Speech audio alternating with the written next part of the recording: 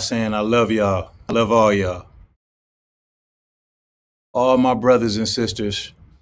I hate to have to be the one to break this news to you, but I don't know if you noticed, my nigga, but any anthill on God's green earth that we stand on long enough, and I mean us, black culture, black people, we stand on in this culture, will turn into a gold mine.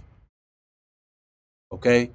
So I've been hearing a whole lot of different comments and a lot of conflicting views on the newfound value of Clubhouse.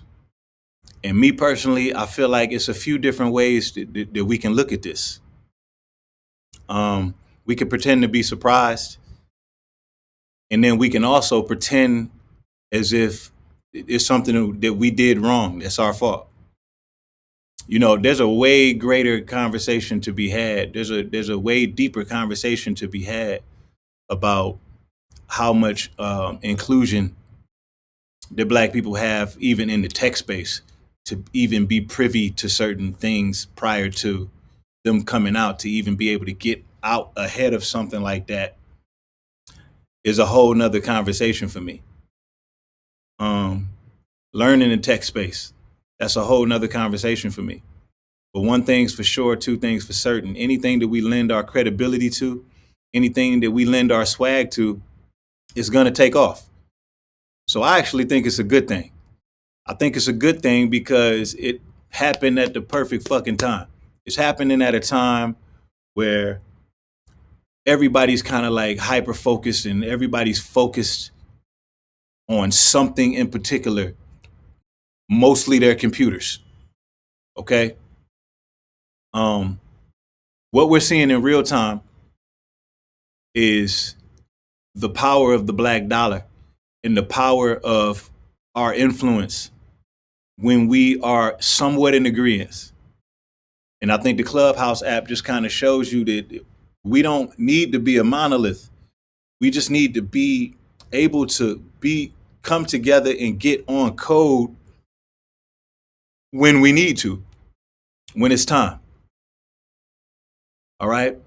We have this person feeling like something needs to be approached this way. We have this person who feels the exact opposite. We have this person who disagrees with both of them. We have another person who is highly educated and thinks that everybody's fucking stupid. We have another person who is triggered by slavery. Then we have another person who thinks that we use slavery as an excuse. Then we have another person who just lost his best friend, so he doesn't trust anybody.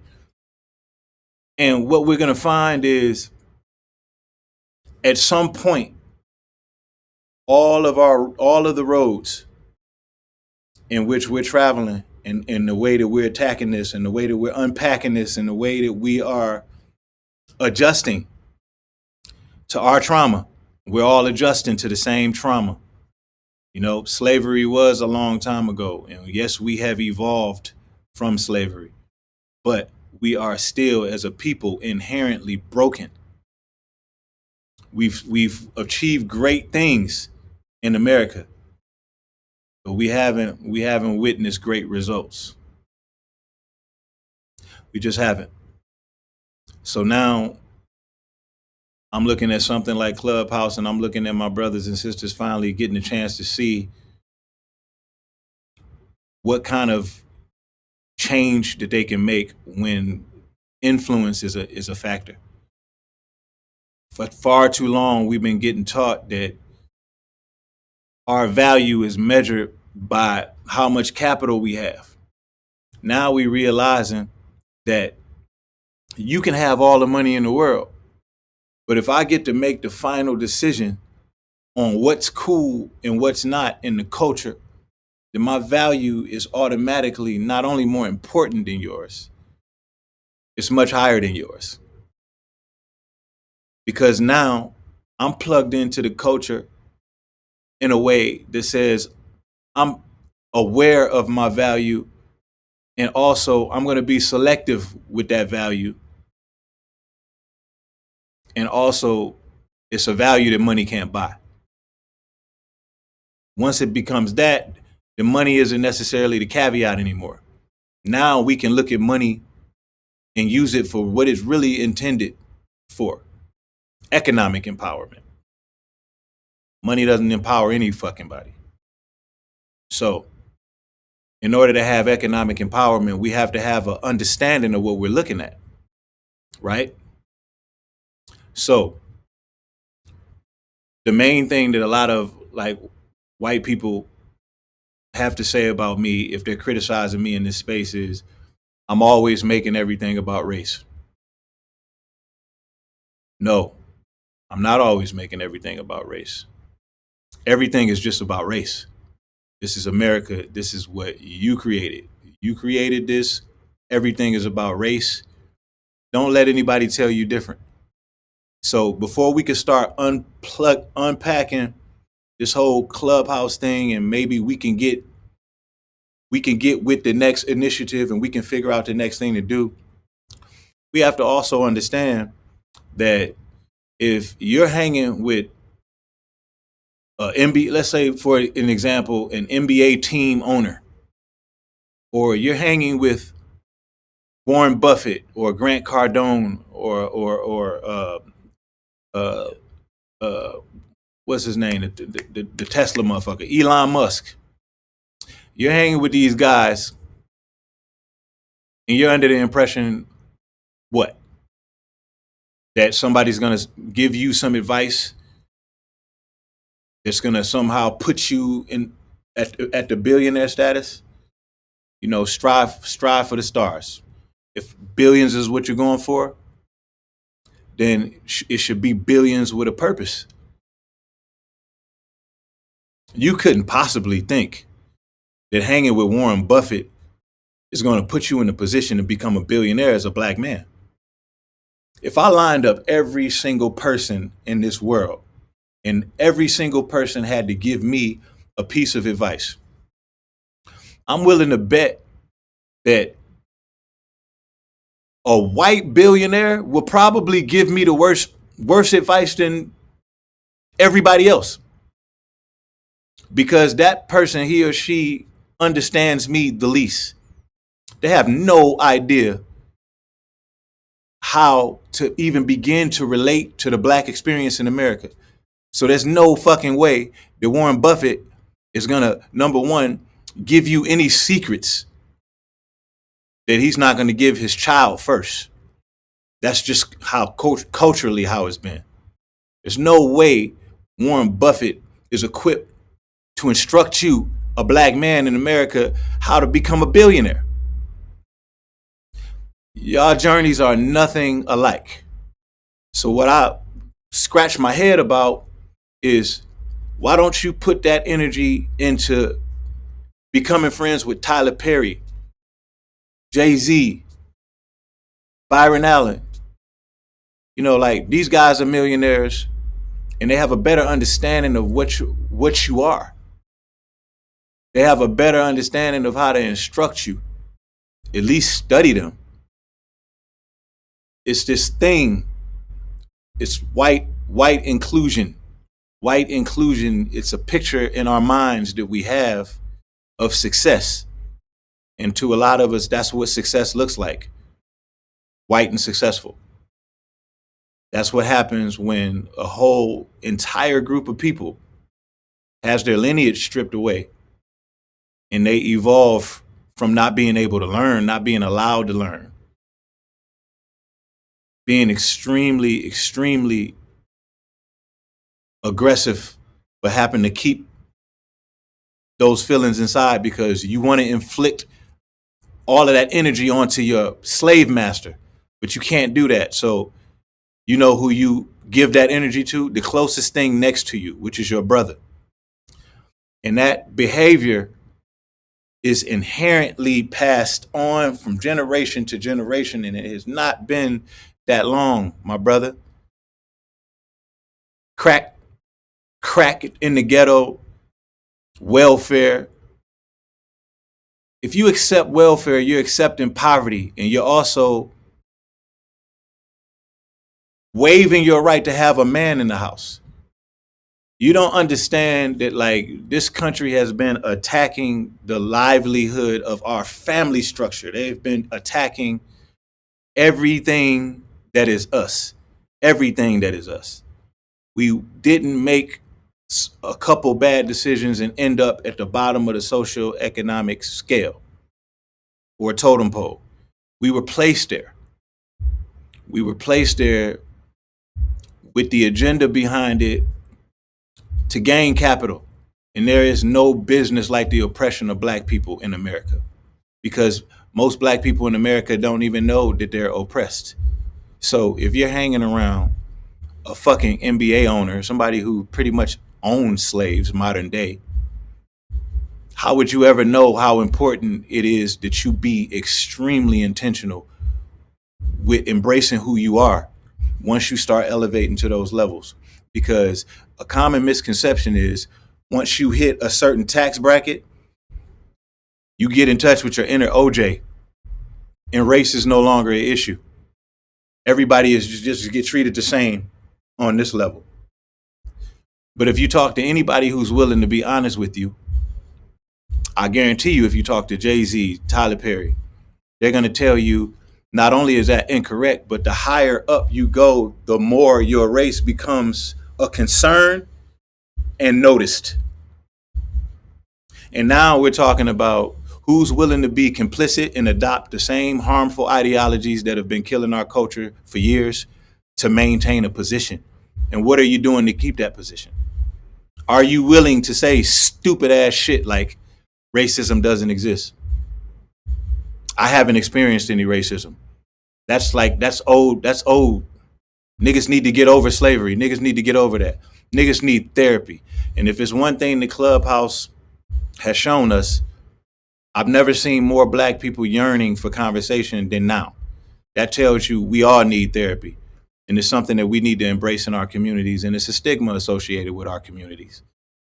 I've never seen so many black women being able to open up and express their true feelings and their true concerns about their safety issues in this country, and just not feeling loved properly and not feeling protected by black men, you know. And I can honestly say I can see where we're not as intentional as we should be, not only with protecting our women, but placing them up on the pedestal where they belong and going out of our way to be very intentional with helping amplify their voices. We're not in competition with each other. Somewhere along the line, our whole structure got broken down, you know, and it put us in a fucked up place to where we started growing apart from each other. That socially engineered the kind of people who feel like I don't need this person, every man for himself. And what I learned in my journeys is black men and black women need each other. We need to love each other and we need each other. We can function without one another, but we don't function well without one another. We don't function as, we're not as strong without one another, without a structure, without elevating the black woman to queen status where she belongs. Just look at the way that we are plugged into this earth. We plugged into this earth in a different way. The things we've been able to achieve while being put in the positions that we have been put in. We've just been chosen in a lot of ways. So if I have a better understanding of how to monetize everything that's great about you, and I take the steps to do so, and I even befriend you in the process, and I walk away with everything and leave you with what's left, and what's left just happens to be maybe 1 million or 2 million. It's two ways I can look at that. I can look at that like, man, that's a lot of fucking money. I'm rich, because measuring that against where I come from, that is a lot of money. But measuring that against what I have generated and how much I'm being taken advantage of, it pales in comparison. And how long we want to keep being taken advantage of? And it all starts with a value system. It all starts with a value system. I was doing a podcast earlier. You know, one of my white co-hosts, who's a good friend of mine. I love him. He's a cool dude. And he talked about, how Hank Aaron died and how he was miserable because he didn't want the high praise. He didn't feel right receiving the high praise because he was getting death threats and people didn't want him to break Babe Ruth's records and shit like that. Me personally, I don't believe that. I don't believe that. I think he broke every last one of those fucking records with a smile, just like we break every other record. We break all records. We take over everything that we lend our energy to, and we elevate the value of it. So now it's time to start elevating each other. That's all. Nothing to complain about. As a matter of fact, I want us to start viewing our time as something that we don't have a lot of it to waste. We got to be so a matter of fact with our time because that's the one thing that we are not going to get back. And we have to make sure that we spread and share information. If you have a better business mind or you're more business savvy than the black person that's coming behind you, and you turn around and you judge that person based off of their ignorance and something that they don't know, if you don't take the steps to inform that person and bridge that gap, then you are the problem. And that's how it needs to be viewed from here on in. There is no such thing as success where it involves you blowing up, getting rich, taking your ball and going home. You have a responsibility to the environment, to the community. One, to be extremely honest, painfully honest, and it has to be at the expense of anybody's feelings. We're so too far past the point of being delicate with people's feelings, man. All black people are inherently broken, and most white people are inherently racist. So what fucking difference does it make? We've already been shown that people are uncomfortable with us engaging in certain narratives, but that's the only way we will get better. And that's one amenity I think Clubhouse provides. It has its downsides, it has its negatives that's associated with it. A lot of niggas get on there and act like fucking bozos. But hey, you take the good with the bad. Zoom out. Zoom out and just take a look at the bigger picture. We're in a good space. So the time that we would take harping on another company, another tech platform, making billions of dollars off of us, let's take that time and let's be extremely intentional with going to the cookout. If you haven't heard of the cookout, find it. Download the app, join the cookout. Join the cookout and engage on that app like it's your app. That's the best thing you can do for yourself, your future in this culture. Download the cookout and engage on that app like it's yours. Even if it's not all the way where you would like it to be yet, because I know you're going to be very, very critical. This is not a time to be critical. We don't have time for critiquing and condemning and tearing down and pointing out the bad. Let's point out the good. Let's find the good things that we like with the cookout. And let's make the cookout great. Let's not ask who owns it. Let's not ask who's going to get money off of it. You're going to benefit. Your kids are going to benefit. They're going to benefit. They're going to benefit the pleasure of being able to come into this culture in the mind frame that they were intended to come into this culture. Not afraid. Like being able to take over certain positions because we have created nepotism, our own nepotism. We have created black privilege.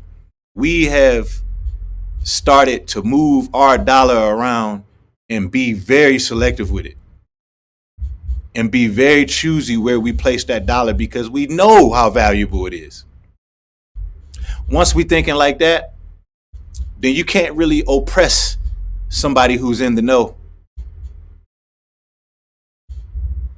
you can't really,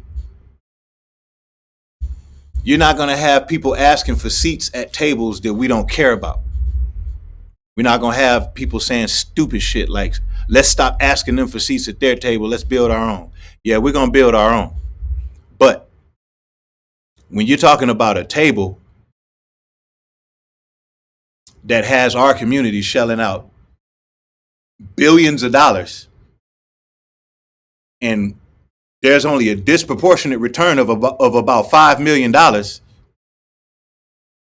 not only is that prejudice, but we need a seat at that table. We need to be the benefactors of our black dollars at work. If we can look at it like that, then we good money. But there is no such thing as an ally that's going to be more of an ally to you than your brother, especially your brother in the know. So it's time to start showing more grace to each other and start trying to see the value in each other and see the great in each other and stop putting so much of a praise and an emphasis and holding to such a high standard and a regard white men and their money. It's okay to have white friends. I had one of my best friends are fucking white. I love a white person with all my heart, but I'm not just giving my love away to anybody. Everybody in my life is under an indictment. You got to earn my love and you got to earn my trust.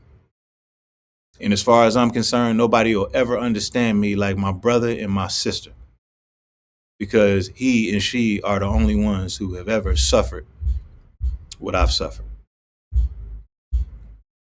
The cookout.